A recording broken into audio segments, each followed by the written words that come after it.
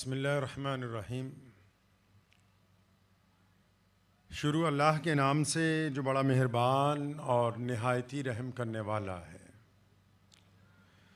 तमाम अहबाब दुरूद पाक पढ़ लीजिए। अल्लाहुम्मा सल्ली अला मुहम्मद वाला आली मुहम्मद कमा सल्लैता अला इब्राहीम वाला आली इब्राहीम इन्नका हमीदुम मजीद। अल्लाहुम्मा बारिक अला मुहम्मद वाला आली मुहम्मद कमा बारकता अला इब्राहीम वाला आली इब्राहीम इन्नका हमीदुम मजीद। एक यकीन था दिल में कि खुदा तो सुनता है जब कोई दूसरा नहीं सुनता। एक यकीन था दिल में कि खुदा तो सुनता है जब कोई दूसरा नहीं सुनता। बिलाखिर मुझ पे ये राज खुला, क्या वो सुनता है क्या नहीं सुनता। वो समीओ बसीर है लेकिन बेअमल की दुआ नहीं सुनता। ये फैसला है दीन फितरत का, ये फैसला है दीन फितरत का। ये फैसला है दीन फितरत का कि बुज़दिलों की खुदा नहीं सुनता। खाना काबा के बाहर ना एक दरख्त के साथ सैयदना अम्मार बिन यासिर रज़ियल्लाहु ताला अन्हु को बांधा हुआ है और अबू जहल, उतबा और वलीद ये 3-4 लोग सैयदना अम्मार बिन यासिर रज़ियल्लाहु ताला अन्हु की पिटाई करवा रहे हैं। अम्मार बिन यासिर कौन है? गुलाम है। और किसके बेटे हैं? ये पूरी कायनात में इस्लाम की जो ताकतवर इमारत आज वजूद में आई हुई है, जिसके लिए मोहम्मद रसूलुल्लाह सल्लल्लाहु ताला अलैहि वसल्लम ने जब ऐलान किया कि आओ अल्लाह के रास्ते में कौन है जो माल दे, अपना जान दे, जिस्म दे, वक्त दे। कायनात में जब इस्लाम की फाउंडेशन रखनी थी, जब दीन इस्लाम की बुनियाद रखी जानी थी, जब ऐसे लोगों की, ऐसे बेटों की, ऐसी बेटियों की, ऐसे मिल्लत इस्लामिया के फर्जंदों की ज़रूरत थी जो मिल्लत इस्लामिया की आबियारी के अंदर बुनियाद के पत्थर बन जाएं, जिनके ऊपर एक ताकतवर इमारत ऐसी बुलंद हो कि दुनिया की तमाम अक़वाम और दुनिया के तमाम हुक्मरान ये कहने पर मजबूर हो जाएं कि मुहम्मदुर रसूलुल्लाह सल्लल्लाहु अलैहि वसल्लम ने जो आला तरीन कायनात के अंदर तहजीब और तमद्दुन इस्लाम की शक्ल में अता किया है कि अब क़यामत तो आ सकती है, ये दीन अपनी जगह से हिल नहीं सकता है। तो जब इसकी बुनियाद रखने की बात आई तो नबी अलैहिस्सलातु वस्सलाम की आवाज पर जिन लोगों ने लब्बैक कहा, अम्मार बिन यासिर उनका बेटा है। यह मशाइख यूनिवर्सिटी की जो बुनियाद का पत्थर है वो अम्मार बिन यासिर की वालिदा सैयदना सुमैया रज़ियल्लाहु ताला अन्हा की ज़ाते गिरामी है, जिन्होंने कायनात में सबसे पहले अपने खून के कतरे मिल्लत इस्लामिया के वजूद को अता फरमाए हैं। कायनात में दीन के लिए जिसने सबसे पहले शहादत दी वो कोई मर्द नहीं है, वो 80 साल की बूढ़ी औरत सैयदना सुमैया रज़ियल्लाहु ताला अन्हा की ज़ाते गिरामी है। इतनी बड़ी मां का बेटा है और बाप भी कोई छोटा आदमी नहीं। मां तो शहीदों में सबसे अव्वलियत ले गई, मर्दों में भी औरतों में भी इस्लाम के लिए कुर्बानी देने वाली सबसे पहली खातून, और खातूनों में नहीं सब में 1 नंबर है। और बाप भी मर्दों में सबसे पहला शहीद बन गया। अब उस बेटे को एक दरख्त से बांधा हुआ है। अबू जहल नाराज है, अबू जहल नाराज है कि भाई माँ बाप तो तुम्हारे मारे गए, अब तुम इस्लाम। तो चुनांचे उसकी पिटाई हो गई अम्मार बिन यासिर रज़ियल्लाहु ताला। तो रवाज था अरब में कि जब बड़े लोग चलते थे तो उनके खरीदे हुए गुलाम उनके साथ साथ चलते। तो चुनांचे उमैया का गुजर हुआ वहां से, इधर दरख्त के साथ बंधे हुए अम्मार बिन यासिर, इनके दुर्रे मारे जा रहे हैं, और इधर उमैया गुजरा। तो ये बदबख्त जो उमैया है, ये नबी अलैहिस्सलाम का दुश्मन भी है और सैयदना बिलाल रज़ियल्लाहु तआला अन्हु का मालिक भी है। अब जब उमैया वहां से गुजरा तो अबू जहल ने देखा कि उमैया अपने ताकतवर गुलाम के साथ जा रहा है, तो उसने आवाज मारी। तो दोनों दोस्त तो थे ही कि आपस में एक दूसरे के मुजरिमाना कार्रवाइयों के शरीक थे।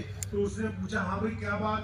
तो कहने लगा, ये अम्मार बिन यासिर की हम पिटाई कर रहे हैं, ये मान नहीं रहा।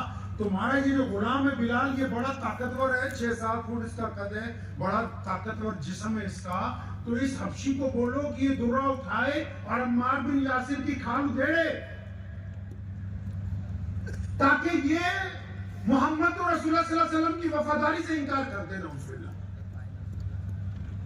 बिलाल तो मुसलमान हो चुके थे, लेकिन उन्होंने किसी को बताया नहीं था।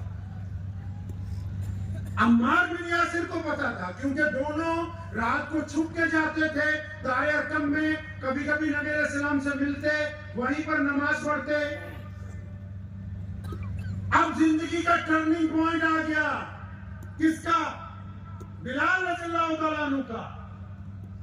अम्मार बिन यासिर दरख्त से बंधा हुआ है, अबू जहल और उमैया सामने खड़े, उनका हुक्म है बिलाल को मारो उमैया को।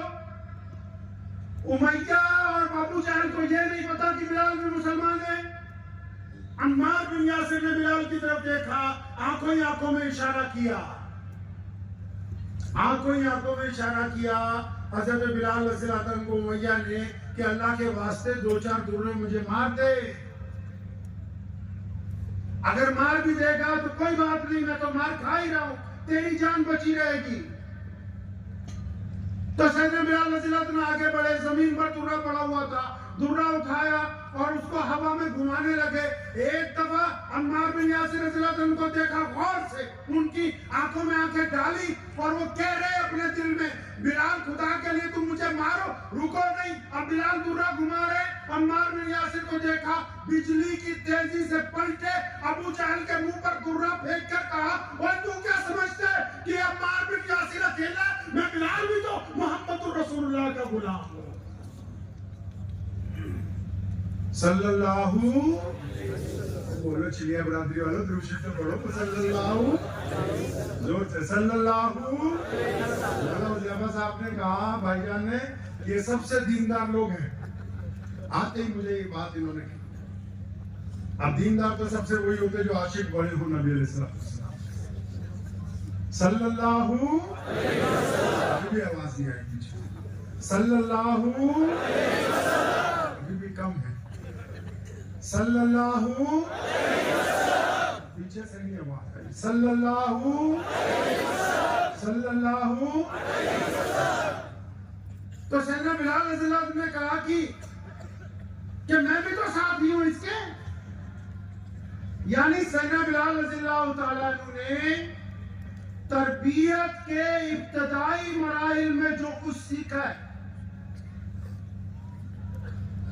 उसको जाहिर करना शुरू कर दिया और क़यामत तक के लिए लोगों को यह पैगाम दिया कि जो बंदा कलमा ला इलाहा इल्लल्लाह मोहम्मद रसूलुल्लाह सल्लल्लाहु अलैहि वसल्लम पढ़ लेगा तो फिर वो दोगला नहीं होगा।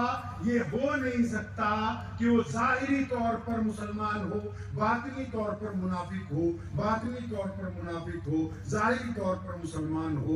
दो सूरतें उसके दरमियान में इकट्ठी नहीं हो सकती। नबी अलैहिस्सलाम ने क्या किया? कायनात में आने के बाद मोहम्मद रसूलुल्लाह सल्लल्लाहु अलैहि वसल्लम ने तमाम चीजों में से मिलावट को दूर किया। तौहीद में से मिलावट खत्म, रिसालत में से मिलावट खत्म, इबादत में से मिलावट खत्म, निकाह में मिलावट खत्म, कारोबार में मिलावट खत्म, तालीम में मिलावट खत्म, रिश्तेदारी में मिलावट खत्म। मोहम्मद रसूलुल्लाह सल्लल्लाहु अलैहि वसल्लम का जो निजाम है वो कायनात के सामने प्योरिटी का निजाम है कि हम अगर किसी तरफ होंगे तो बिल्कुल साफ सुथरे होकर उसी दूसरी तरफ खड़े होंगे। ये मुमकिन नहीं हो सकता कि हम सुबह को ईमान वालों के दरमियान हो और शाम को छुप के मुनाफिकों के दरमियान चले जाएं, तो ऐसा मुमकिन नहीं है। ईमान वालों और मुनाफिकों की बात आई तो मुझे एक साहब ने एक दिन किसी मौलवी का नाम लेके कहा कि वो किसी बड़ी जमात में है और हमारा तो उस जमात से बनता नहीं है, सियासी जमात है कोई, तो उसमें है, वो उनके साथ फिरते हैं। तो मैंने कहा कि वो तो बेहतरीन आदमी हो सकता है, क्यों? क्योंकि चाहे हमारा किसी सियासी जमात से ताल्लुक नहीं है, तो हो सकता है कि हमें वो अच्छा ना लगता हो, लेकिन वो उनसे अच्छा है जो रात को दुश्मनों से जाकर मिलते हैं और दिन में हमारी इमामत करते हैं, वो उनसे बेहतर है। इस्लाम ने, मोहम्मद रसूलुल्लाह सल्लल्लाहु अलैहि वसल्लम ने ये बातें हमें समझाई हैं। प्यारे पैगंबर अलैहिस्सलातु वस्सलाम इन अदाओं को पसंद करते हैं। अब बिलाल रज़ियल्लाहु ताला अन्हु की पिटाई होने लगी। अब इस हद तक पिटाई हुई कि जख्मी हो गए, बेहोश हो गए, घर वालों को पता लगा, बूढ़ी माँ ने किसी तरह उठवाया, घर ले गए। अब बिलाल ने रोज का काम पकड़ लिया। अब बिलाल रज़ियल्लाहु ने डेली का काम पकड़ लिया। रोज जब घर से निकलते हैं तो गली में नारे लगाने लगते हैं, लब्बैक या रसूलुल्लाह, मोहम्मद रसूलुल्लाह जिंदाबाद। अब बच्चे पत्थर मार रहे हैं, बिलाल आहदुन आहदुन के नारे लगा रहे हैं। सिलसिला डेली चल पड़ा। तो अचानक एक दिन जब रोजाना शाम को मार खा के घर आते थे ना, एक दिन जब शाम को मार खा के घर आए तो आज अम्मा ने एक बात कही उनसे। सैयदना बिलाल हज़रत की वालिदा कहने लगी, बिलाल बेटा, मैं ये समझती हूँ कि हम दोनों को हिजरत कर लेनी चाहिए, मक्के को छोड़ के कहीं और चले। अब सैयदना बिलाल हज़रत बड़े हैरान हुए, अम्मा हिजरत? तो उन्होंने प्यार से अपनी अम्मा के दोनों कंधों को पकड़ा। वो मोहम्मद रसूलुल्लाह सल्लल्लाहु अलैहि वसल्लम के तरबियत याफ्ता है, नबी अलैहिस्सलातु वस्सलाम के शागिर्द है ना। अपनी माँ के दो लफ्जों से ही समझ गए कि अम्मा नहीं बोल रही है, आज अम्मा नहीं बोल रही है। बड़ी मोहब्बत से अपनी माँ को कहने लगे, अम्मा जी ये जो आपने मुझे अभी मशवरा दिया कि हम हिजरत करें, अम्मा एक बात सच सच तो बता, ये तुझे बात समझाई किसने? आइडिया कहां से आया? हम तो गरीब हैं। हिजरत तो तब होती है जब पहले से प्लानिंग हो। हिजरत तब होती है जब वसाइल हो। हिजरत सारा कुछ तय करने के बाद की जाती। ये तो नहीं हो सकता कि मैं अचानक आऊं, आपको भी चल सामान बांध, हम तैयार है, हिजरत होगी। नहीं, ये किसी ने बात समझाई थी। तो अम्मा और खुश हो गई उनका ये सवाल सुन के। सुनो क्या कहा सैयदना बिलाल रज़ियल्लाहु अन्हु की अम्मा ने। कहने लगी, बिलाल बेटा, वो मक्के का जो बादशाह है ना, अबू जहल। अब बिलाल रज़ियल्लाहु अन्हु चौंके, अच्छा अम्मा, अबू जहल है बादशाह मक्के का? फिर उसके जो वजीर है सारे, अब्दुल्ला बिन जिदान, उतबा, वलीद, अबू लहब, वो जितने हैं बड़े बड़े चौधरी, हाँ अम्मा, वो सारे आज तुम्हारी माँ के पास आए थे। अब बिलाल बड़े हैरान, अच्छा अम्मा, वो सब हमारे घर पे? हाँ अम्मा कहने लगी, वो सब हमारी झोंपड़ी के दरवाजे पे आए थे और उन्होंने आज आके कोई धमकी नहीं दी। आज आके उन्होंने कोई धमकी नहीं दी है, कोई थ्रेट नहीं किया मुझे।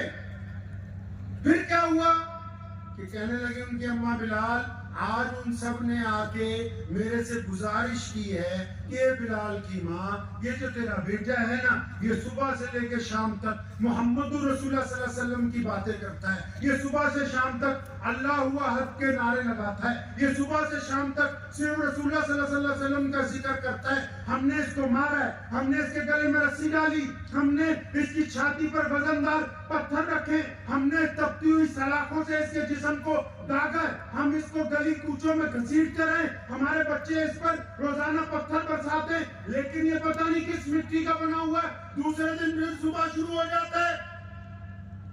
तो हम तो सारे तंग आ गए हैं, आज तेरे पास रिक्वेस्ट लेके आए हैं, तू बिलाल की अम्मा है, खुदा के लिए कि इसको लेके यहाँ से कहीं चली जा। जब बिलाल हज़रत ने ये बात सुनी ना कि दुश्मन ने रिक्वेस्ट की है, अपनी माँ के कंधे तो पकड़े हुए थे, झूम गए, तो अम्मा जी अल्लाह की कसम हम कामयाब हो गए।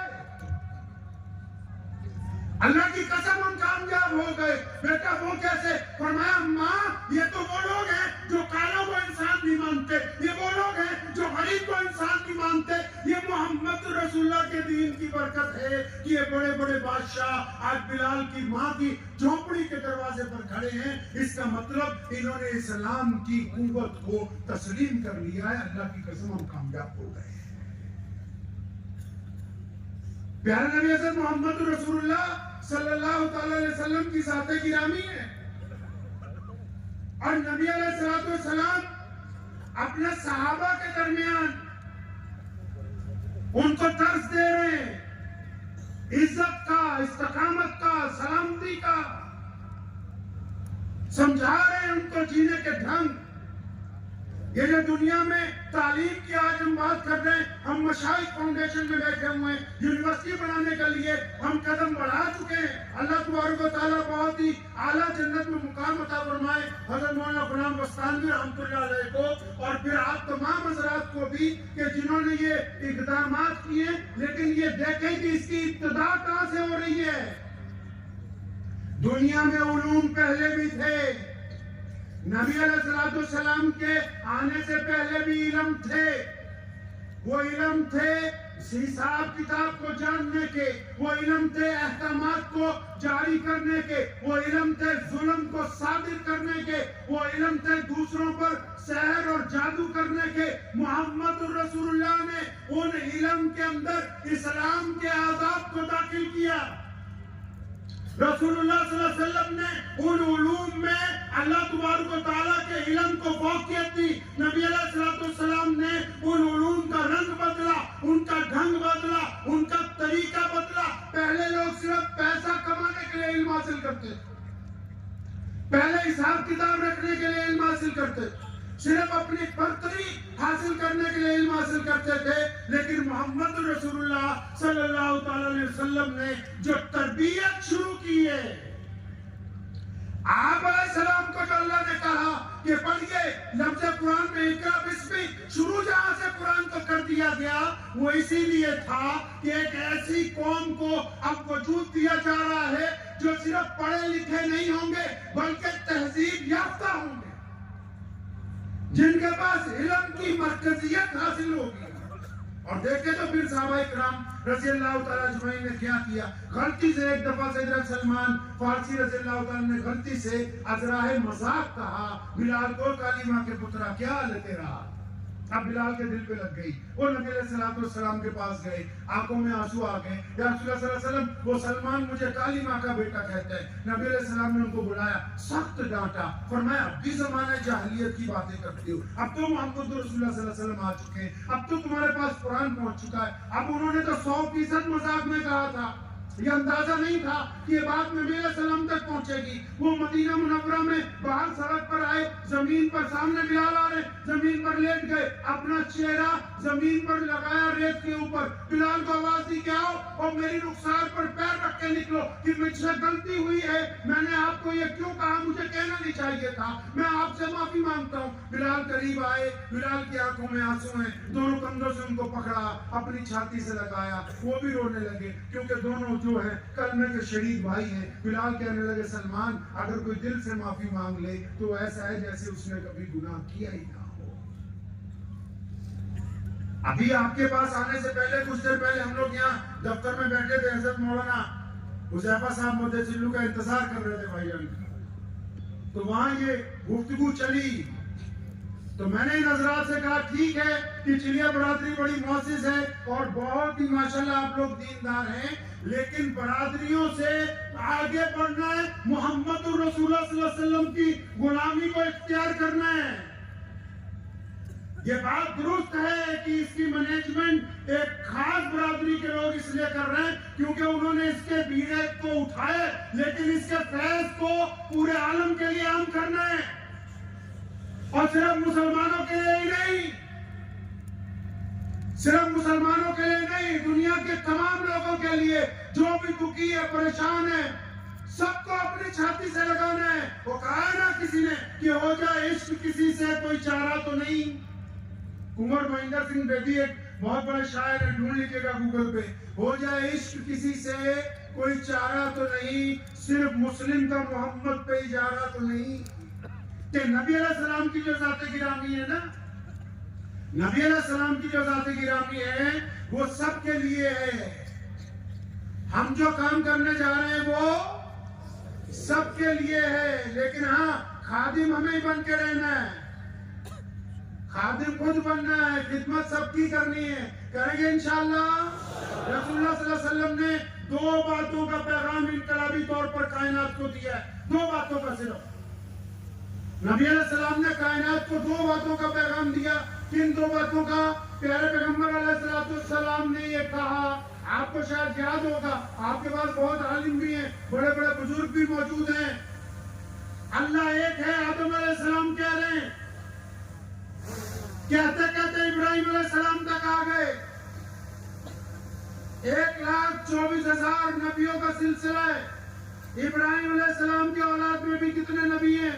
सब ने कहा अल्लाह एक है। लेकिन मोहम्मद रसूलुल्लाह सल्लल्लाहु अलैहि वसल्लम ने जब अल्लाह की वहदानियत की बात की, रसूलुल्लाह सल्लल्लाहु अलैहि वसल्लम ने जब ये कहना था कि अल्लाह एक है, तो 2 लफ्जों में 2 टोक कहा कि अल्लाह को जो लोग मानेंगे वो मोहम्मद रसूलुल्लाह के वफादार होंगे। और कान खोल के सुन लो कि जो रसूलुल्लाह के वफादार होंगे, अगर अल्लाह एक है तो कायनात के तमाम लोग इज्जत के मामले में, वकार के मामले में ये भी एक है। किसी माँ ने कोई ऐसा बच्चा पैदा नहीं किया जिसकी बराबरी के नाम पर इज्जत को आप कम कर सकते हैं। लोग जाके हैरत से बताते थे, कभी आप तारीख पढ़िएगा, जब नबी अलैहिस्सलाम मक्का मुकर्रमा में पैदा हुए, जो लोग आते थे उस दौर में हज करने के लिए, जो उस दौर में बैतुल्लाह का तवाफ करने आते थे ना गैर मुस्लिम, और उनको जब पता लगता था एक नबी आ गए जिनका नाम मोहम्मद है, जो अल्लाह और उसके रसूल की बात करते हैं, और जो हैरत की बात ये कहते हैं कि बेटी को कत्ल नहीं करो, ये अल्लाह की रहमत है, और इससे बड़ी बात वो ये कह रहे हैं कि गोरे और काले भाई है, इससे बड़ी बात वो ये कह रहे हैं कि इंसान का चूचा पाक है, इससे बड़ी बात वो ये कहते हैं कि सब एक ही सब में खड़े होंगे। तो आप कभी तारीख पढ़िएगा, वो यमन में जाके, वो कहते हो किसरा के पास जाके, वो हिंदुस्तान तक आके लोगों को इकट्ठा करके बताते थे, भाई एक ऐसा नबी आ गया कायनात में जो ये कहता है कि तमाम इंसान एक बराबर हैं, इंसानों में किसी एक को दूसरे की वजह से जलील नहीं समझा जा सकता है। ये जो बरादरियां है ना, ये पहचान के लिए बनी। किसके लिए बनी भाई? पहचान के लिए। पंजाबी जो कहावत है वो कहते रैत मुलूक हुंदी है, जात मुलूक नहीं हुंदी। मतलब किस्सा याद आ गया सुना। पंजाबी में कहावत है रैत मुलूक हुंदी है, जात मुलूक, मतलब जो हम काम करते हैं वही असलियत है हमारी, जात असलियत नहीं है।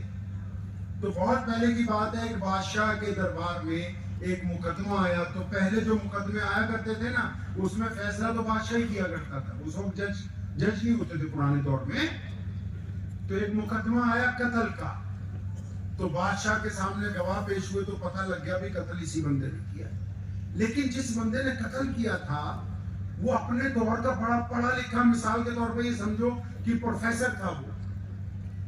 अब वो बादशाह ने जब उसके कत्ल का ऑर्डर कर दिया कि भाई इसने बंदा मारा है तो इसकी गर्दन उतारो, तो बादशाह के वजीर ने कान में कहा, जनाब ये पढ़ा लिखा आदमी है, काम आएगा, दानिश्वर है, इसको फांसी की सजा नहीं दो, इसको कैद में रख लो, जब कभी जरूरत हुआ करेगी इसको मशवरे के लिए बुलाएंगे।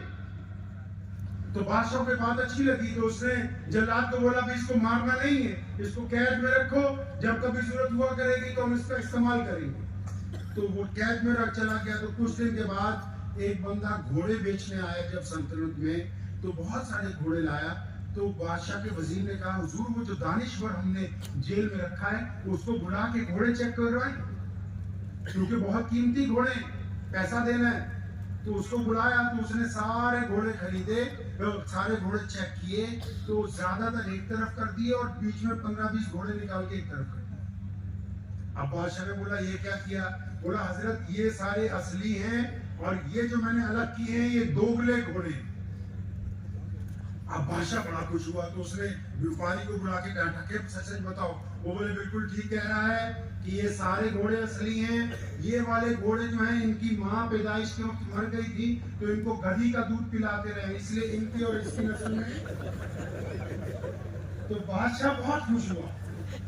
तो बादशाह ने कहा यार मतलब पैसे बच गए, रियासत को पता लग गया भी असली क्या नकली क्या है। तो बादशाह इतना खुश हुआ तो उसने शाही बावर्ची को बुलाया।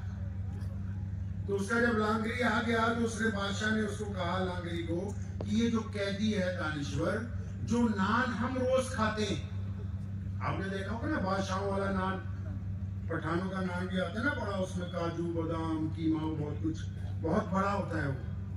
तो बादशाह ने कहा जो हम नान रोज खाते हैं, आज से इस कैदी को रोजाना एक नान शाही मतबख से जाएगा। कैदी भी खुश हुआ, दानिश्वर भी बड़ा खुश हुआ। तो चुनांचे कैदी चला गया। अब 15-20 दिन बाद एक बंदा हीरे जवाहरात बेचने के लिए, तो बादशाह ने फिर कहा अभी दानिश्वर को बुलाओ। दानिश्वर साहब आए, सारे हीरे चेक किए तो कहने लगे बादशाह हुजूर ये तमाम के तमाम हीरे जो हैं ये कांच को तराश के बनाए गए, इसमें असली हीरा कोई भी नहीं। अब बादशाह को गुस्सा आया तो जो हीरे बेचने आया था वो डर डर के कांपने लगा, कहता हुजूर गलती हो गई, मेरे पास कर्ज था, मैंने सोचा कि आप तो कांच तराश के दूंगा तो मेरा कर्ज उतर जाएगा। बादशाह बड़ा खुश हुआ। तो वो हीरे वाला तो चला गया। तो बादशाह ने लांगरी को बुलाया, कहने लगा कैदी को एक रोज नान देते हैं ना? बोला हाँ जी रोज एक नान देते हैं। बोला आज से इसके 2 कर दो। अब वो जब कैदी ने, दानिश्वर का कैदी, जब उसने सुना 2 नान मिलेंगे आज से, तो वापस जाता जाता बड़बड़ाने लगा, कहता मुझको तो बादशाह भी नकली लगता है, ये असली नहीं।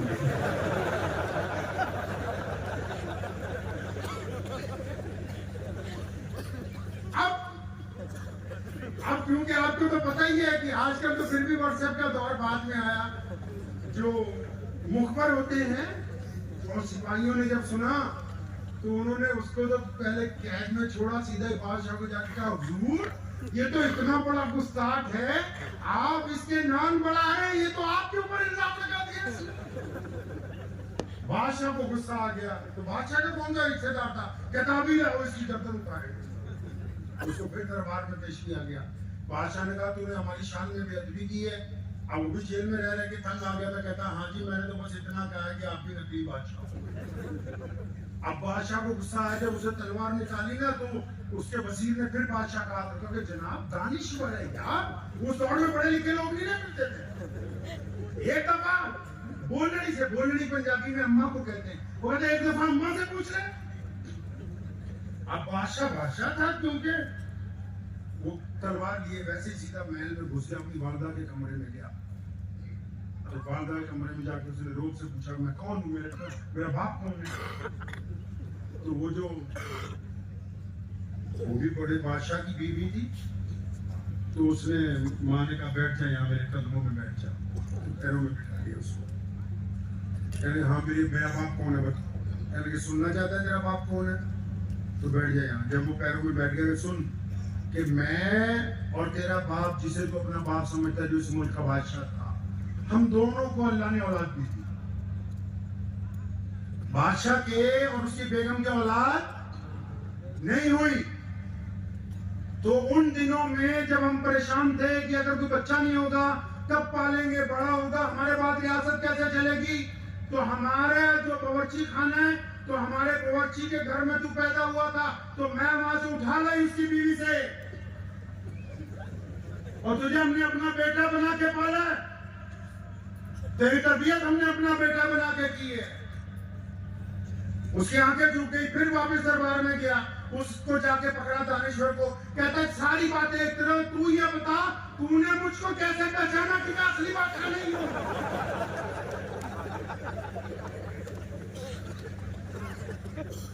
अब वो उसने बड़ा सीधा साधा जवाब दिया, कहने लगा जनाब इसमें पहचानने वाली बात कौन सी हो सकती थी? जब मैंने पहली बार आपको एक कीमती बात बताई, आप असली बादशाह होते तो मेरी रिहाई का ऐलान करते, मुझको वजारत का कलमदान पकड़ाते। दूसरी बात जब कहा कि हीरे नकली हैं, आप मुझको एक रियासत देते कि इतनी जागीर तुमको देती हो, क्योंकि तुम हो लांगरी की औलाद ना, इसलिए मेरी रोटियां ही बढ़ाते रहे, तुमने रोटी से आगे जाके कुछ सोचा।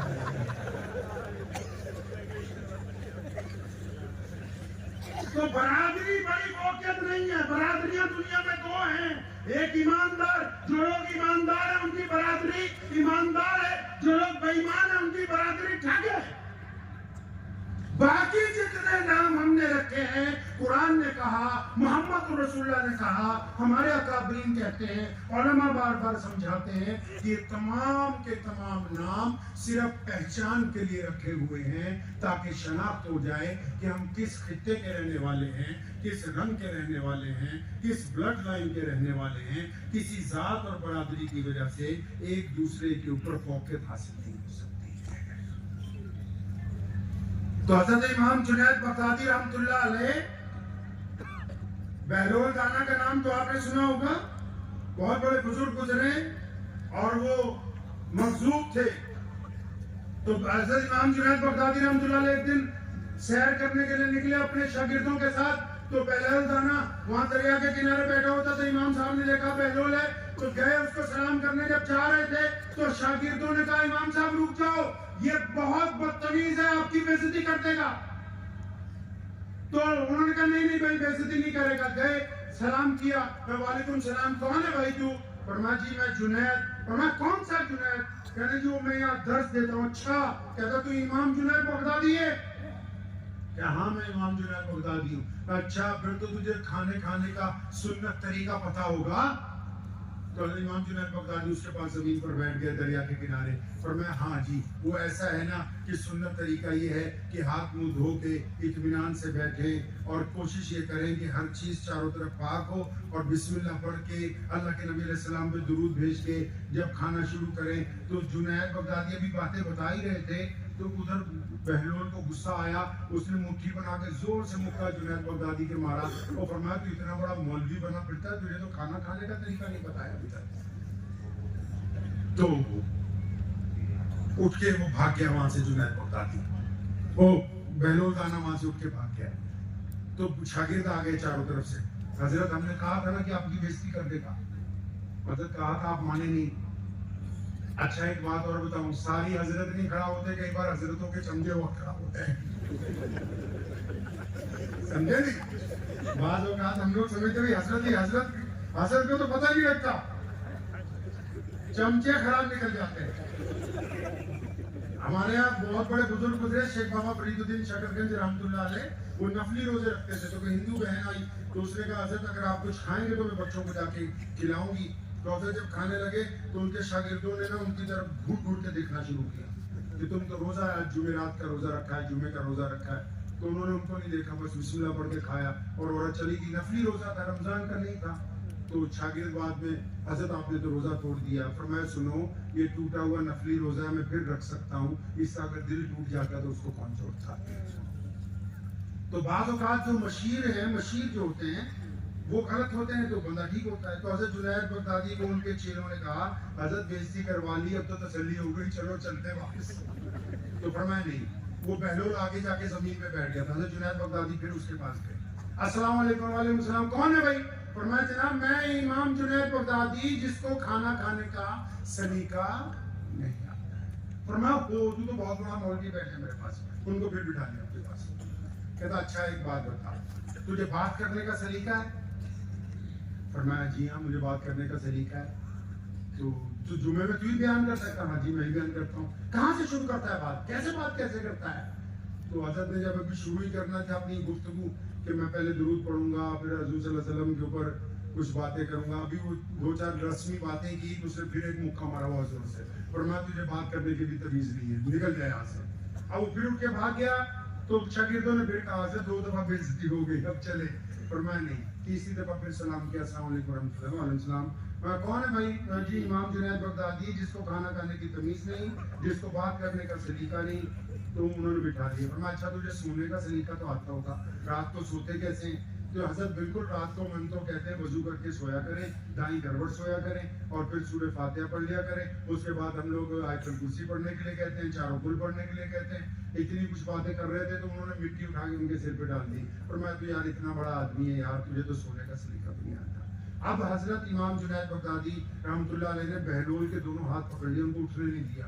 कहने लगा मेरी बात सुन ले, अब तुझे मुझे ये तीनों बातें बतानी होंगी। तो बहलोल ने कहा सुन जुनैद, खाना खाने की तमीज ये नहीं है कि खाना अच्छा हो, खाना खाने की तमीज ये नहीं है कि बर्तन अच्छे हो, डाइनिंग टेबल अच्छा हो, हाथ साबुन से धुले हुए हो, शक्ल तुम्हारी किबले की तरफ हो, तुम बिस्मिल्लाह पढ़ के खा रहे हो। फरमाया ये तो जरूरतें हैं, तमीज खाना खाने की ये है कि जुनैद तुम खाना खाने से पहले 100% ये बात तय कर लो कि जो लुकमा तुमने उठाया है ये हलाल का है कि हराम का है। हराम का लुकमा बिस्मिल्लाह पढ़ के खाने से हलाल का नहीं हो सकता है। गुफ्तगू करने की तमीज ये नहीं है कि आप क्या कह रहे हैं, तमीज ये है कि क्या आप अल्लाह और उसके रसूल सल्लल्लाहु अलैहि वसल्लम की रजामंदी के लिए कह रहे हैं कि दुनिया की रजामंदी के लिए कह रहे हैं। अगर अल्लाह और उसके रसूल की रजामंदी के लिए कह रहे हैं तब तो आप रसूलुल्लाह के तरीके के ऊपर हैं। अगर दुनियादारों की रजामंदी के लिए कह रहे हैं तो फिर आप उसके तरीके के ऊपर नहीं है। हमारे यहाँ तो रवाज चल पड़ा ना, तकरीर से पहले मौलवी को समझाने लगते हैं, हजरत ये ना कह देना, हजरत वो ना कह देना, हजरत ये ना कह देना। नहीं समझे? जो दीन के डुप्लीकेट ठेकेदार हैं, इस्लाम का बेड़ा गर्क तो उन्होंने किया हुआ ज्यादा। अभी मैं ट्रस्टियों को कह के आता हूं कि यूनिवर्सिटी बना रहे हैं, सारा कुछ कर रहे हैं, ये उस वक्त तक दुरुस्त रहेगी जब तक इसकी ब्लड लाइन मोहम्मदुर रसूलुल्लाह सल्लल्लाहु अलैहि वसल्लम के तरीके पर है। जुनैद बगदादी ने कहा कि सुनो, बहलोल ने कहा कि सुन जुनैद, रात को सोने का तरीका ये नहीं है कि वजू किया, आयत पढ़ी, अपने पर दम किया, ये तो जरूरियात है। लेकिन असल तरीका ये है कि जब तुम बिस्तर पे पहुंच जाओ तो अपने दिल को गीबत से, कीने से मुकम्मल तौर पर पाक करके सो, क्योंकि जो लोग बोझ लेके सोते हैं उनका सोना एक बराबर है और जागना एक बराबर है, उनके अंदर कोई फर्क आने वाला नहीं है। तरबियत के असूल मोहम्मद रसूलुल्लाह सल्लल्लाहु अलैहि वसल्लम ने तय किए हैं। आइए भाईजान ने अभी एक वाकया सहीना हुज़ैफा बिन यमान रज़ियल्लाहु तआला अन्हु का बयान किया। बड़ी ऑफिशियल मीटिंग में थे वो,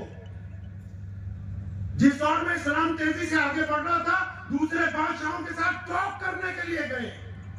उस वक्त जब लुकमा जमीन पे गिरा, उठाने लगे तो पीए ने कहा कि मत उठाओ, ये सामने वाले गैर मुस्लिम समझेंगे कि इनको तमीज नहीं है, ये टुकड़ा जमीन से उठा के खा रहा है। पर मैं, तुम क्या चाहते हो कि मैं दुनिया वालों की रजामंदी के चक्कर में मोहम्मद रसूलुल्लाह सल्लल्लाहु अलैहि वसल्लम के अहकामात को फरोख्त कर? अपनी मिट्टी पे चलने का हुनर सीख लो। संगे मरमर पर चलोगे तो फिसल जाओगे। गाड़ी 10 करोड़ की हो लेकिन उसमें मुसल्ला और लोटा रखा हुआ हो, कमरा बेहतरीन इमारत में बना हुआ हो लेकिन दस्तरखान जमीन पर लगा हुआ हो, पानी चाहे बेहतरीन बोतल पड़ी आ जाए लेकिन पीने के लिए सुन्नत के मुताबिक कटोरा या गिलास मौजूद होना चाहिए। खाना चाहे जितनी मर्जी लवाजमात बना के, जितनी मर्जी कौरमे बिरयानियां बना लो, लेकिन जब तक वो सुन्नत के मुताबिक उन्हीं तश्तरियों में, उन्हीं बर्तनों के अंदर नहीं होगा जो इस्लाम की रिवायात हैं, तो ये डिस्पोजलों में खाने के बाद वो इस्लाम की रिवायात के अंदर दाखिल नहीं रहेगा।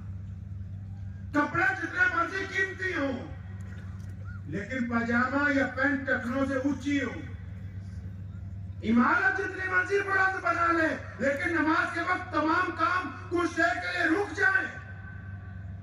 अस्पताल में जितने मर्जी मरीज दाखिल हो लेकिन रोजाना सुबह शाम उनके लिए दुआओं का एहतमाम करने वाले लोगों की मौजूदगी दर्ज होनी चाहिए। हमारा लिबास, हमारी शक्ल, हमारा तरीका, हमारा तमद्दुन, ये पता लगे कि ये बंदा इस यूनिवर्सिटी में आया, हॉस्पिटल में आया तो ये खिदमत करने वाले मोहम्मद रसूलुल्लाह के गुलाम है। आपका किरदार, आपकी जुबान, आपकी आंखें, आपका लबो लहजा, आपका लिबास, अगर इस बात की गवाही नहीं देगा कि आप नबी अलैहिस्सलाम के दीन के ऊपर चल रहे हैं, अगर वो गवाही नहीं देता तो फिर आपको दौलत खर्चने का आखिरत के अंदर कोई फायदा होने वाला नहीं। नबी अलैहिस्सलाम ने जो हमें तालीम अता फरमाई है, तालीम पहले थी कारोबार के लिए, आज जो अंग्रेज तालीम दे रहा है वो किसकी है? हमारे यहाँ जितनी यूनिवर्सिटियां हैं उनमें लिखा है कि प्रोफेशनल यूनिवर्सिटी है। आप एमबीए करेंगे तो आपको 20 लाख का पैकेज मिल जाएगा, आप एमबीबीएस करेंगे 60 लाख सालाना का पैकेज मिल जाएगा, आप आईआरएफएस बन जाएंगे, बाहर के मुल्क में जाकर ऑफिसर लगेंगे। सबकी तय की हुई है कि इतना पैसा लगाओगे, बच्चा इतना पढ़ाओगे, लेकिन उन तमाम तालीमों में दीन की तालीम क्यों अहमियत रखती है? आप यकीन माने ये बात हम सिर्फ आपको नहीं कह रहे, हम पंजाब में अपने हिंदू सिख दोस्तों को रोजाना मैं कहता हूँ, हमारे यहाँ क्योंकि अक्सर प्रोग्राम हम सब लोग इकट्ठे करते हैं, मैं सुनो कि जिस तरह हम अपने बच्चों को मदरसों में पढ़ाते हैं, जिस तरह हमारे बच्चे इंग्लिश मीडियम स्कूलों में पढ़ते हैं, हम शाम को उनको मस्जिद में पढ़ने के लिए लेके जाते हैं। पूरी दुनिया में इस्लाम इसलिए कायम है कि हमारी पूरी दुनिया के मुसलमानों के बच्चे, चाहे वो ऑक्सफोर्ड में पढ़ते हो, चाहे वो लॉस एंजलिस में पढ़ते हो, चाहे वो टोक्यो में हो, चाहे वो फ्रांस में हो, चाहे वो जर्मन में हो, चाहे वो स्पेन में हो, जब वो दोपहर को स्कूल से आते हैं तो हमारे माँ बाप उनको कार में बिठा के कहाँ लेके जाते हैं? इस्लामिक कम्युनिटी सेंटर में एक मौलवी के पास छोड़ के आते हैं। और अगर वो मौलवी के पास नहीं ले जाते तो मौलवी हर हफ्ते हमारे घर पे पढ़ाने के लिए आता है। क्यों? क्योंकि हमको पता है कि जो बच्चों को हम अंग्रेजों की तालीम दे रहे हैं, इसमें दौलत कमाने का तरीका है, इसमें अच्छा लिखने का तरीका है, अच्छा पहनने का तरीका है, लेकिन इसमें हलाल और हराम की तमीज नहीं, इसमें माँ बाप का एहतराम नहीं, इसके अंदर पड़ोसी के साथ खड़े होना नहीं लिखा, इसके अंदर बुग्ज और कीने से बचने का फन नहीं। आप अगर अपने बच्चों को तालीम याफ्ता बना रहे हैं तो उनकी तालीम के साथ दीन इसलिए जरूरी है। अगर हम यहाँ पर ये जो यूनिवर्सिटी को हम अप्रिशिएट करने क्यों आए, मौलाना हुज़ैफा साहब क्यों आए, हम क्यों आपको अप्रिशिएट कर रहे हैं? क्योंकि हमें लगा कि आप दीन के मुताबिक एक इदारा कायम करने जा रहे हैं। आपका बेटा अगर मेल नर्स बनेगा, आपकी बेटी अगर नर्स बनेगी, आप अगर किसी को डॉक्टर बनाएंगे तो वो प्रिस्क्रिप्शन लिखते हुए इस बात का ख्याल रखेगा कि मैंने मरीज की जेब नहीं काटनी, मैंने इसको शिफा का रास्ता बताना है, क्योंकि उसके कलम में मोहम्मद रसूलुल्लाह सल्लल्लाहु अलैहि वसल्लम की मोहब्बत शामिल है, इसलिए उसको हलाल और हराम की तमीज आ जाएगी। आपको क्यों कह रहे हैं बार बार इस पे पैसा लगाओ? क्योंकि जब इस पे पैसा लगाएंगे तो यूनिवर्सिटी तो तैयार होगी, लेकिन इसका अजर जो है वो क़यामत वाले दिन भी मिलने वाला है, इसका अजर बाद में भी मिलने वाला है। ये तो नहीं कि सिर्फ इसका अजर दुनिया के अंदर ही मिलेगा। तो इस बात को ज़हन नशीन कर लीजिए आप अच्छी तरह कि हमारा मकसद मोहम्मद रसूलुल्लाह सल्लल्लाहु अलैहि वसल्लम के तरीके पर चलने से आगे पहुंचने वाला है।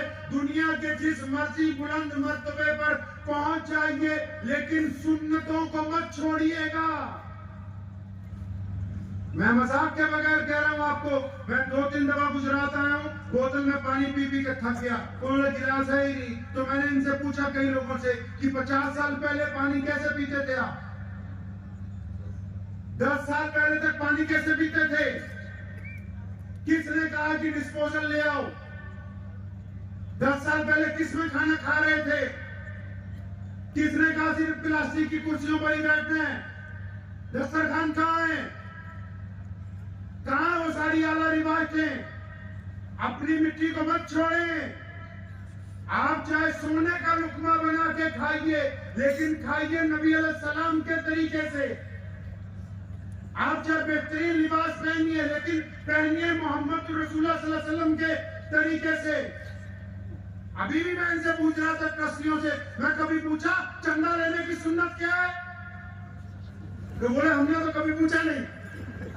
मैं कहा नबी अलैहिस्सलाम ने जब चंदे का ऐलान किया, फरमाया आओ तुम्हारी जान भी चाहिए, माल भी चाहिए, तुम में जो काबिल है आके काम करो, तुम में जो टैलेंट के लोग हैं आके अपना टैलेंट दिखाओ, जो टैलेंट नहीं दिखा सकते वो रकम लगाओ, जो रकम नहीं लगा सकते आके मजदूरी करो, हमारे कंधा से कंधा लगाओ। ये रसूलुल्लाह की सुन्नत है,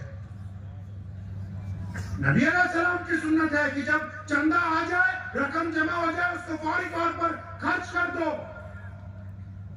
खाने पीने में भी तो नबी अलैहिस्सलाम की सुन्नतें होनी चाहिए ना। हम तो कभी पूछते ही नहीं, हम तो बोले सुबह कोरमा और सुबह को कीमा और साथ में नान, दोपहर को बिरयानी और साथ में मुर्गे का कोरमा, शाम को फिर दोबारा बिरयानी और उसके साथ जनाब अली को देसी मुर्गा, सुबह उठते फिर नहारी। अल्लाह अकबर। नबी अलैहिस्सलाम ने तो 24 घंटे गोश्त नहीं खाया। हम इस कसरत के साथ नौज़बिल्लाह जो बुनियादी सुन्नतें हैं उनको छोड़ रहे हैं।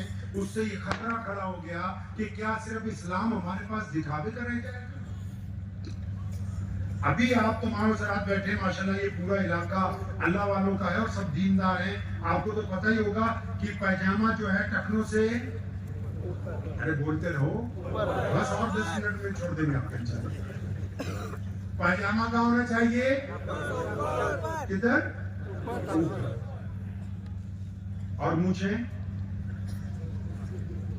फोटो से। अब ये जो पैजामा टखनों से ऊपर होना चाहिए। तो मैं एक वाकया दोबारा बता देता हूँ, भाईजान बैठे हुए हैं। अच्छा, जब मैं पढ़ने गया सहारनपुर गुजार लूँ, हम तो पंजाब में तो बहुत कम मुसलमान अभी थे, तो वो इत्तफाकन मेरा पैजामा नीचे था, तो मुझे 2-3 लड़के मिले, वो बोले तू जहन्नुम में जाएगा स्कूल चल। बात ठीक है गलत है? बात तो ठीक भाई, अगर पैजामा नीचे होगा तो कहाँ जाएंगे?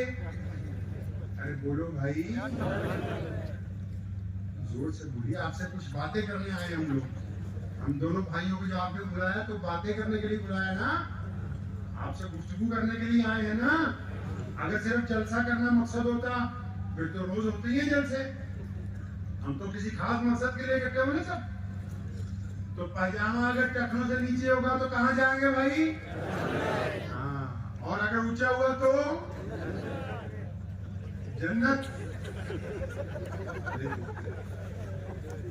मुझे उजामा साहब मुझे पहले ही कह रहे थे भाई, सारी तुम ये देख के ना समझना सारे मुफ्ती है।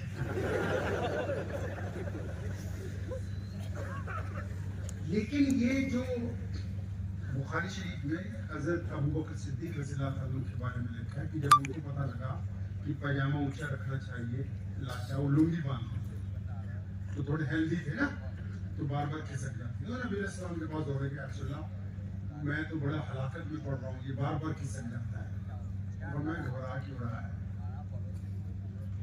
कसरत थोड़ी नीचे किया है, लेकिन इसको रखना ऊपर है। कहाँ रखना है जी? कहाँ रखना पैजामे को? ऊपर। क्यों? क्यों? नबी की सुन्नत है, सुन्नत है, सुन्नत है, सुन्नत है। सही जा रहे हो बिल्कुल। और किसी को कोई एक्सक्यूज? वही बात मैंने अपने घर पहुंचा, जब मैं छुट्टी पे जुमेरात को चला जाता था, तो मैंने अपने वालिद शेख इस्लाम मौलाना हबीबुर रहमान सानी लुधियानवी रहमतुल्लाह अलैह के, हमारे अब्बा में एक ही सबसे बड़ी खासियत जो हमने सारी जिंदगी नोट की, बगैर सुन्नत के कभी कोई काम नहीं करते। मैं कहा आप यार हमसे झूठी बोलते रहे। हमारे अब्बा कहा करते थे कि हमें अपना दोस्त समझो। मैं आप हमें झूठी बोलते रहे। बोले क्या? मैं कहा आप तो कहते हो कि माँ के पैरों के नीचे जन्नत है, वो मदरसे वालों ने बताया कि वो टुकड़ों में फंसी हुई है।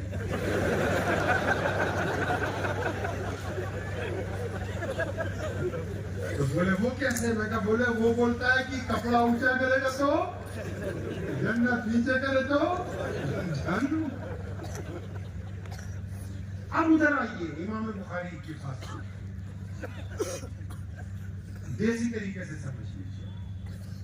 अल्लाह के नबी अलैहिस्सलाम ने कहा कि पैजामा टखनों से ऊंचा कर लो, लुंगी लाचा ऊंचा करो, अपना हवा ऊंचा करो। अब क्यों?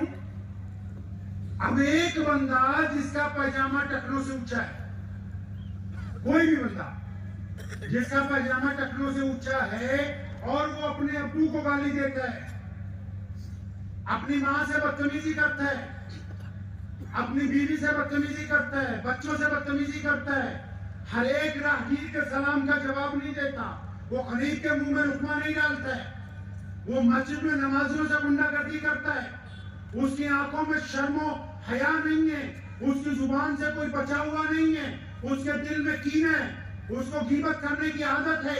अब ये नालायक गधा आदमी पजामा टखनों की बजाय अगर घुटनों पर भी कर लेगा तो शरीयत को इससे कुछ लेना देना नहीं है। पजामा इसलिए ऊंचा नहीं करवाया कि सिर्फ जन्नत में जाना है। मोहम्मद रसूलुल्लाह सल्लल्लाहु अलैहि वसल्लम फरमाते हैं इसको इसलिए ऊंचा करवाया कि तुम्हारी जो अकड़ है, जो तकब्बुर है तुम्हारे में, जो अना लिए फिर रहे हो तुम, ये तुम्हारी गर्दन में जो सरिया है ये निकल जाए, आंखें भी झुक जाए, दिल में भी नरमी आ जाए, जुबान में भी नरमी आ जाए। तो अब जब मसले की रूही खत्म हो गई, जब पजामा ऊंचे करने वाले की ना जुबान में शफकत है ना किरदार में शफकत है, तो अब ये इसको ऊंचा करो या नीचा करो, अल्लाह और उसके रसूल सल्लल्लाहु अलैहि वसल्लम के नजदीक कुछ फायदा रखने वाला नहीं। इसी तरह सारा दीन है। अगर आपका किरदार बोल रहा है कि आप अच्छे मुसलमान हैं, तब अल्लाह उसके रसूल सल्लल्लाहु अलैहि वसल्लम के नजदीक आप बेहतर हैं। अगर आपका अपना दिल नहीं कहता, एक चीज तो झूठ नहीं ना बोलती, कौन सी? हमारा जमीर। जमीर तो झूठ नहीं बोलता कभी। जमीर कह रहा है कि तू बेईमान है। इस्लाम की फोटो देखे ना अपने मोबाइल में, आपके मोबाइल में इस्लाम की फोटो है, आप कहोगे कौन सी? वो आपकी अपनी सेल्फी, उसको खींच के लगाओ और देखो, क्या आप अपनी फोटो देख के ये कह सकते हैं कि हिंदू भाइयों के नजदीक, सिख भाइयों के नजदीक, जैनियों के नजदीक, दलित भाइयों के नजदीक, ईसाई भाइयों के नजदीक क्या ये फोटो किसी ईमानदार की है? अगर उनके नजदीक ये फोटो किसी ईमानदार की है तो आप रसूलुल्लाह सल्लल्लाहु अलैहि वसल्लम के सच्चे आशिक हैं। अगर उनके नजदीक ये फोटो किसी बेईमान ठग की है तो आप मोहम्मद रसूलुल्लाह सल्लल्लाहु अलैहि वसल्लम की वफादारी का हक अदा नहीं कर रहे हैं। बात तो अपने से शुरू होगी, किरदार तो हमने अपना देखना है, मिसाल तो हमने कायनात के सामने पेश करनी है। दुनिया प्यासी है, पूरी कायनात में जाओ, सिर्फ हमारे मुल्क को छोड़ के तेजी से लोग इस्लाम की तरफ आ रहे हैं। हम खुद अपने मसाइल में परेशान हैं, एक दूसरे की जात और बरादरियों पर तनकीद को लेकर परेशान है। अभी मशाइख यूनिवर्सिटी के ट्रस्टियों को कहा, मैंने कहा अपना एक ताकतवर अमीर तय करो। यह सुन्नत है मोहम्मद रसूलुल्लाह सल्लल्लाहु अलैहि वसल्लम की। नबी अलैहिस्सलाम ने बिल्कुल वाज़ेह तौर पर सहाबा को कहा, 1,24,000 सहाबा को, कि 313 बदरी सहाबी तुम में से अफजल हैं। 313 बदरी सहाबियों को फिर कहा कि अशरा मुबशरा जो हैं वो तुम में सबसे ज्यादा अफजल हैं।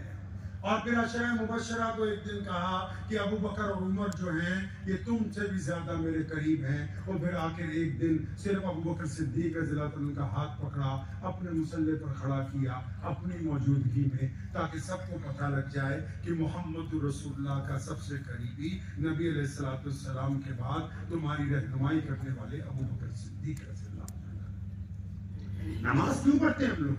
अभी जमात होगी ईशा की, हम सब लोग भाई पीछे खड़े होंगे, कोई एक कारी, आम सा कारी हाफिज नमाज पढ़ाएगा। क्यों? क्योंकि हम सब लोग अपने अपने ओहदों पे रहने के बावजूद इसलिए उसके पीछे नियत बांधते हैं कि हमने मान लिया कि इस वक्त तो हमारा कायद है, इस वक्त तो हमारा इमाम है, इस वक्त तो हमारा अमीर है।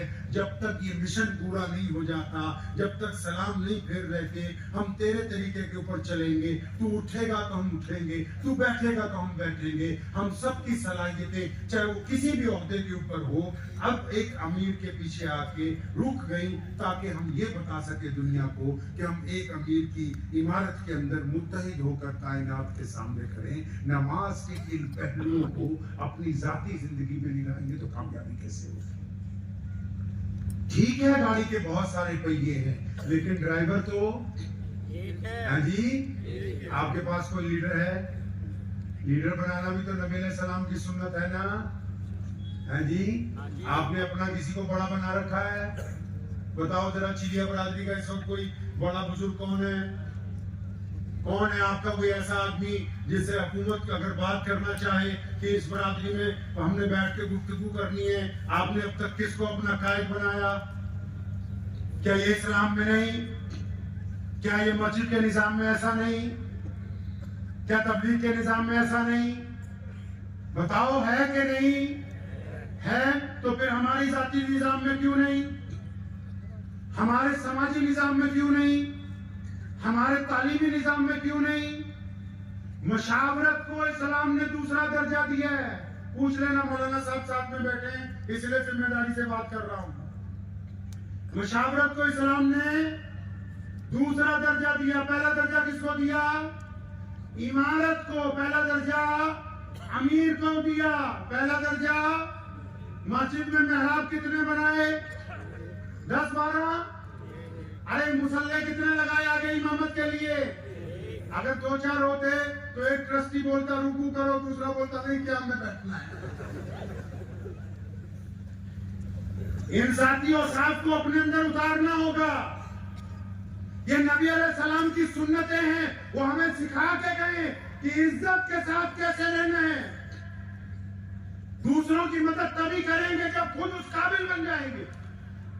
हम कल को फ्री इलाज का ऐलान करेंगे, तभी करेंगे कि आज हम एक बहुत बड़ा इदारा खड़ा करने के काबिल हो। इदारा तभी खड़ा होगा जब कोई एक बड़ा फैसले लेने के लिए मौजूद होगा।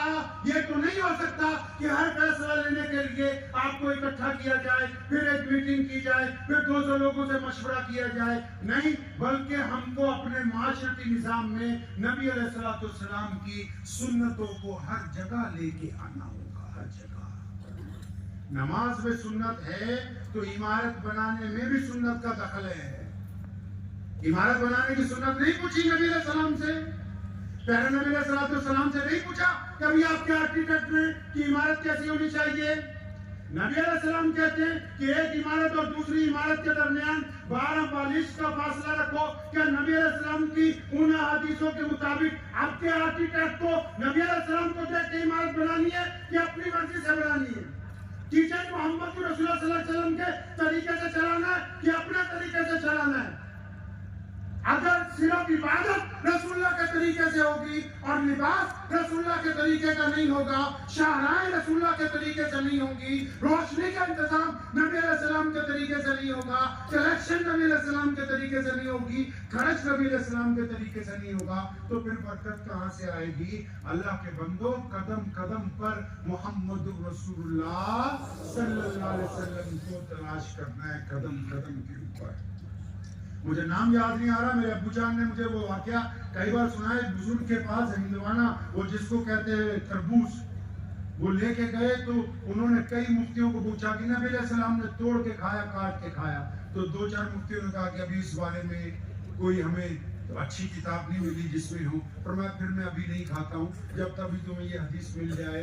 तो कदम कदम पर नबी अलैहिस्सलाम को तलाश करना है, उनके तरीके पर चलना है। अगर इसे चाहते करेंगे इंशाअल्लाह। तो प्यारे नबी अलैहिस्सलाम चाहते हैं कि हम पॉजिटिव रहेंगे। आप भी रहेंगे पॉजिटिव? रहेंगे पॉजिटिव? प्यारे नबी अलैहिस्सलाम चाहते हैं कि हम बदगुमान ना हो। नबी अलैहिस्सलाम चाहते हैं कि हम आसानियां बांटें। नबी अलैहिस्सलाम चाहते हैं कोई हमारे दरवाजे पे आए तो भूखा ना जाए। नबी अलैहिस्सलाम चाहते हैं कोई हाथ अगर अपनी मदद के लिए आगे बढ़ाए तो हम उसकी मदद के लिए तैयार हो जाएं। नबी अलैहिस्सलाम चाहते हैं कि हमारा दिल पाक हो। तो हम साथी जिंदगी में भी ऐसा करेंगे, नहीं करेंगे इंशाअल्लाह। तो वक्त भी बहुत हो गया है, तो दुआ करें अल्लाह करीम मुझे भी और आप सबको भी इन बातों पे अमल करने की तौफीक अता फरमाए। और ये कोई बड़ा मुश्किल काम नहीं है, ये जो यूनिवर्सिटी खड़ी करनी है। मैं तो कई बार गुजरातियों को कहा करता हूँ, तुम पूरी दुनिया में चंदा देते रहो, अपने गरीबों को कुछ मत देना। अभी एक जगह, मैं जगह का नाम नहीं लूंगा, गया था मस्जिद में, तो बोले बहुत करोड़ों रुपए लगा के बनाई, तो मोहल्ले में 4-5 मुसलमानों के घर टूटे हुए थे। वो ठीक है, बाहर के भी मदरसों को जरूरत होगी, लेकिन एक तय करो कि यहाँ बस इतने फीसद देना है। पहले जो ज़कात का सुन्नत तरीका है उसको सेंट्रलाइज कीजिए अपने मोहल्ले की मस्जिद में। जो करीब के रिश्तेदार हैं उनकी खबरगिरी करें, मोहल्ले में जो गरीब है उनकी गुर्बत दूर करें। सिर्फ रोटी खाने के लिए नहीं देनी, उनको काम करवा के देना है। ये यूनिवर्सिटी कोई बड़ी चीज है? बताइए आप लोगों के लिए, ईमानदारी से बताओ, ये बहुत बड़ा प्रोजेक्ट है। कितने पैसे लग जाएंगे? ज्यादा 1000 करोड़ लग जाए, 2000 करोड़ लग जाए, कितने लग जाएंगे भाई? अगर आप तमाम हजरात ये नियत कर लें कि हमको हर महीने एक माकूल रकम जो हमें परेशान ना करती हो वो इन हजरात को पकड़ानी है जो दयानतदारी के साथ खिदमत में लगे हुए हैं। तो मुझे नहीं लगता कि ये कोई इतना बड़ा प्रोजेक्ट है कि हम इसको मुकम्मल नहीं कर सकते हैं। अगर इरादा करेंगे इंशाअल्लाह मुकम्मल इरादा कीजिए कि ये इस्लाम की शनाख्त है इस जमीन के खित्ते पर। हमने इसके जरिए लोगों तक ये बात पहुंचानी है कि मोहम्मद सल्लल्लाहु अलैहि वसल्लम के जो मानने वाले लोग हैं उनका दवाखाना, उनका तालीमी इदारा, उनकी यूनिवर्सिटी, उनका स्कूल, उनका हेल्थ सेंटर मजहब नहीं देखता, रंग नहीं देखता, जात नहीं देखता, बरादरी नहीं देखता। हम सबको अपने सीने से लगाने के लिए तैयार हैं। दुआ कीजिए अल्लाह इन बातों पे अमल की तौफीक अता फरमाए। व आखिर दावाना अनिल हम्दुलिल्लाहि रब्बिल आलमीन।